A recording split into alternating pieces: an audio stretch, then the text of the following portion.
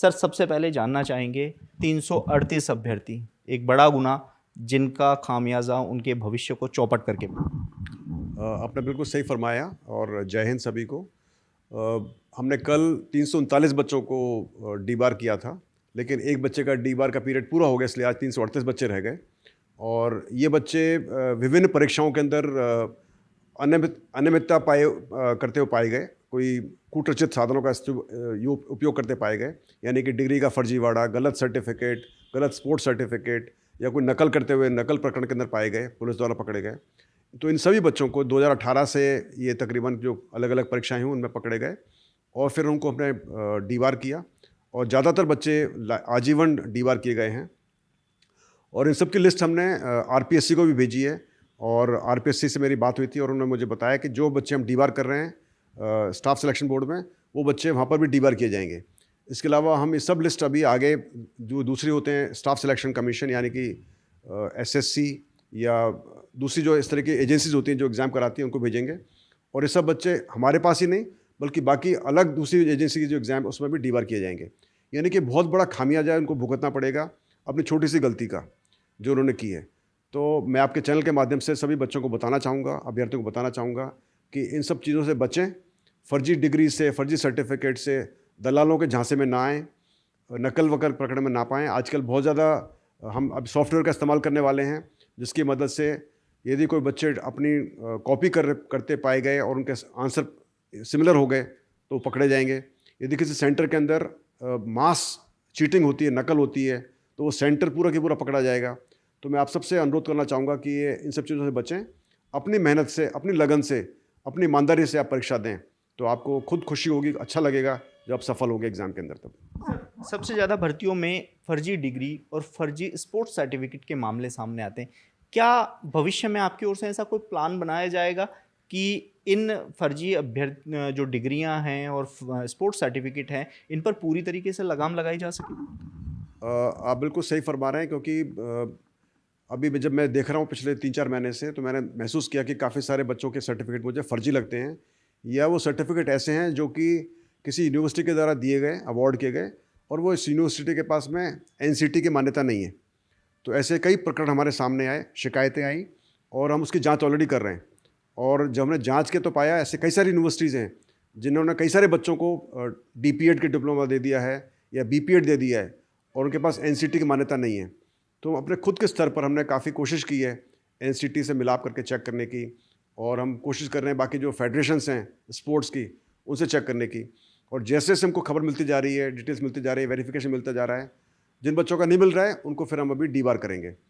आगे चलकर हम कोशिश कर रहे हैं कि ऐसा कोई सिस्टम बने, एक प्रॉपर सिस्टम बने, जिसके अंदर राज्य स्तर पर स्पोर्ट्स के सर्टिफिकेट, डिग्रीज़, इन सब की जांच राज्य स्तर पर हो सके, और उनके पास पूरे साधन हो चेक करने के। हमारे पास अभी साधन की कमी होती है चेक करना, तो हमने खुद के स्तर पर, मैं खुद कोशिश करता रहता हूँ कि किस तरह से पता कर सकें।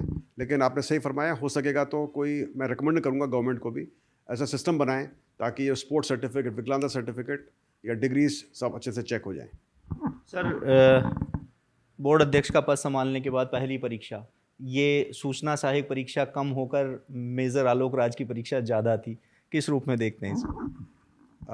यस, ये पहली परीक्षा थी हमारी, और बल्कि कहना चाहूँगा कि राजस्थान कर्मचारी चयन बोर्ड की भी 1 साल के बाद पहली परीक्षा हुई है, क्योंकि लास्ट परीक्षा हुई थी शायद फरवरी में हुई थी, तो काफ़ी टाइम बीत चुका था। लेकिन मुझे खुशी है कि परीक्षा अच्छे से संपन्न हो पाई, कोई व्यवधान नहीं हुआ। एक अभ्यर्थी पकड़ा गया जो कि उसको अरेस्ट कर लिया गया, जो कि डमी के तौर पे आया हुआ था, और एक और बच्चे की जांच चल रही है। बाकी सब अच्छे से हो गया। हमने इस बार एक नया प्रयोग किया था।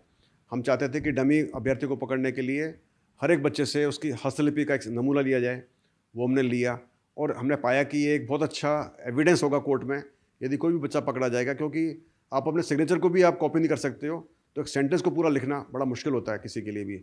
आप कितना भी जोर लगा लो, आपका जो हैंडराइटिंग, जो आपका सैंपल होगा, उसकी मदद से फॉरेंसिक साइंस से हर बच्चे को पकड़ लिया जाएगा। तो मैं आगाह करना चाहूँगा बच्चों को कि वो सोचे भी ना कि अपनी हैंडराइटिंग को चेक करके और अपने चेंज करके डमी को बैठा देंगे। तो अभी ये हर एक एग्ज़ाम के अंदर किया जाएगा।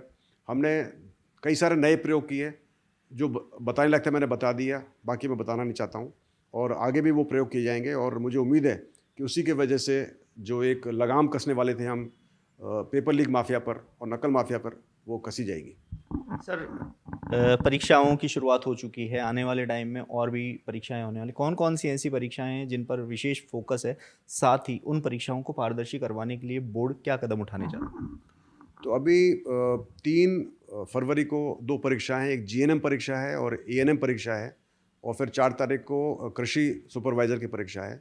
उसके बाद में फिर एक दौर है परीक्षाओं का जो चलता जाएगा मार्च तक, उसके बाद अप्रैल के अंदर भी। तो फोकस हमारा हर एक परीक्षा पर रहता है। हमारा ऐसा नहीं कि संविदा परीक्षा है तो उस पर कम फोकस है और लगातार जो रेगुलर परीक्षा है उस पर ज़्यादा, उस पर फोकस ऐसा नहीं है। हम सभी परीक्षाओं पर बराबर फोकस रखते हैं क्योंकि हर एक परीक्षा हमारे लिए इंपॉर्टेंट है और हमारे लिए ज़ीरो टॉलरेंस है for paper leak and zero tolerance for नकल माफिया। तो यही कोशिश है कि इन सब को मद्देनज़र रखते हुए हमने कई सारे स्टेप्स लिए हैं, जैसे कि पेपर लीक से बचने के लिए हमने अभी हमारी जो संख्या है डिप्टी कोऑर्डिनेटर्स की बढ़ा दी है। वो कुछ सेंटर्स में डाला, पहले जाते थे 6 सेंटर में, अब वो कम सेंटर में जा रहे हैं। इसके अलावा पेपर को सिर्फ टाइम से ही वहाँ पहुँचना, ज़्यादा जल्दी ना पहुँचना ट्रेजरी से निकल कर, बच्चों को 1 घंटे पहले ही आने से रोक देना, उसके बाद में किसी अभ्यर्थी को किसी भी वजह से सेंटर में आने ना देना। तो ऐसे कई सारे हमने ये स्टेप्स लिए हैं जिसकी वजह से जो संभावना एक होती है पेपर लीक की वो बिल्कुल ऑलमोस्ट ज़ीरो हो गई है।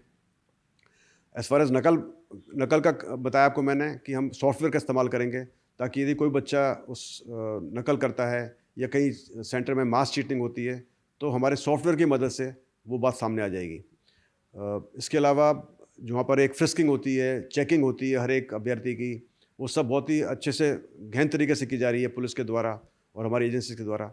तो मुझे लग रहा है कि अभी जो सिस्टम बना है वो इससे काफ़ी इम्प्रूवमेंट होगा और बच्चों को भरोसा बढ़ेगा कि सारी जो परीक्षाएं हो रही हैं वो काफ़ी पारदर्शी तरीके से हो रही हैं और जो बच्चे मेहनत करके आ रहे हैं सब वो बच्चे सेलेक्ट होंगे। तो मुझे उम्मीद है कि बच्चे भी कोऑपरेट करेंगे। जो परेशानी होती है इसमें जल्दी आने के अंदर, कपड़ों के चेकिंग के बारे में, उससे वो उसको बुरा नहीं मानेंगे और हमको सहयोग करेंगे, कोऑपरेट करेंगे।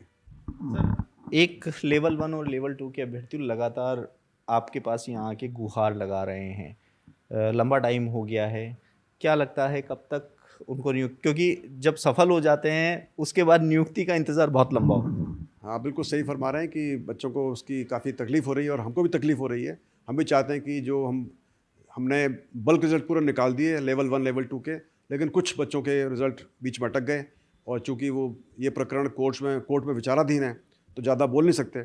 सिर्फ ये कह सकते हैं कि जो L1 रीट लेवल L1 का जो है उसकी डेट शायद 29 जनवरी की मिली है, तो मुझे उम्मीद है 29 जनवरी को इसका निपटारा होना चाहिए। L2 का जो रीट लेवल 2 का जो एग्ज़ाम की जो कोर्ट में पिटिशन लगी थी और कोर्ट का ऑर्डर हुआ था, उस पर हमने स्टे ले लिया था और उसके बाद से हम इंतज़ार कर रहे थे कि हमारे जो एडवोकेट जनरल साहब का अपॉइंटमेंट हो जाएगा तो हम उनकी एक ओपिनियन लेकर फिर उसको हम प्रक्रिया को दोबारा शुरू करेंगे यदि ऐसी उनकी ओपिनियन होती है तो हमारी वही कोशिश जारी है कि यदि एडवोकेट जनरल साहब से नहीं हो पा रहा है तो हम कोशिश करें कि डबल एजी साहब से उसकी ओपिनियन लेकर इस कार्रवाई को करें। तो मुझे उम्मीद है कि शीघ्र ही हम ये लीगल ओपिनियन लेंगे उनसे और फिर इस प्रक्रिया को आगे बढ़ाएंगे। CHO भर्ती की बात करेंगे, नई डेट जारी हो गई है। पद बढ़ने के बाद अब स्टूडेंट में एक असमंजस की स्थिति है। कुछ लोगों का ये कहना है कि दोबारा फॉर्म रीओपन होंगे, कुछ का कहना है नहीं होंगे। स्थिति स्पष्ट करने की अभ्यर्थी अब मांग कर रहे हैं कि क्या रह सकता है। तो ये सिर्फ CHO नहीं बल्कि ANM GNM जो 2 एग्ज़ाम्स हैं वो 3 तारीख को हैं फरवरी को और CHO 3 मार्च को है। तो तीनों ही जो परीक्षाएं हैं तीनों में ही पद बढ़े हैं। तो उसका जो नियम है वो ये है कि यदि बढ़ने वाले पद की संख्या 50% से कम होती है तो आपको दोबारा एप्लीकेशन फॉर्म भरवाने की ज़रूरत नहीं होती है। आप जो फॉर्म्स बच्चों ने भरे हैं उसी बेसिस पर आप एग्ज़ाम करा सकते हैं। यदि वो 50% ज़्यादा पद बढ़ जाते हैं तो फिर आपको पूरा एक प्रोसेस दोबारा शुरू करना पड़ेगा, नई डेट देनी पड़ेगी, नया सिस्टम शुरू करना पड़ेगा। तो इसी वजह से इसी को ध्यान रखते हुए जो मेडिकल डिपार्टमेंट है उन्होंने जो पद बढ़ाए हैं ANM GNM और CHO में वो 50% से कम ही बढ़ाए हैं। तो जो पहले पद थे उसके 50% को लेकर सही कम बढ़ाए हैं। इसलिए जो एज़ पर रूल्स है हमको दोबारा एप्लीकेशन प्रोसेस नहीं करना है और जो एग्जिस्टिंग प्रोसेस है उसके माध्यम से ही जो बच्चों ने फॉर्म भरे हैं वो उसके लिए एलिजिबल हैं और उनको खुशी होनी चाहिए कि उनको ज़्यादा बढ़े हुए पद में अंदर ज़्यादा बच्चों को मौका मिलेगा सेलेक्ट होने का। तो बिना किसी हिचक के, बिना किसी दिमाग में परेशानी के, बिना किसी टेंशन के आप सब बच्चे पढ़ाई करें, तैयारी करें और कोशिश करें कि आप एएनएम, जीएनएम और सीएचओ में सफल हो पाएँ।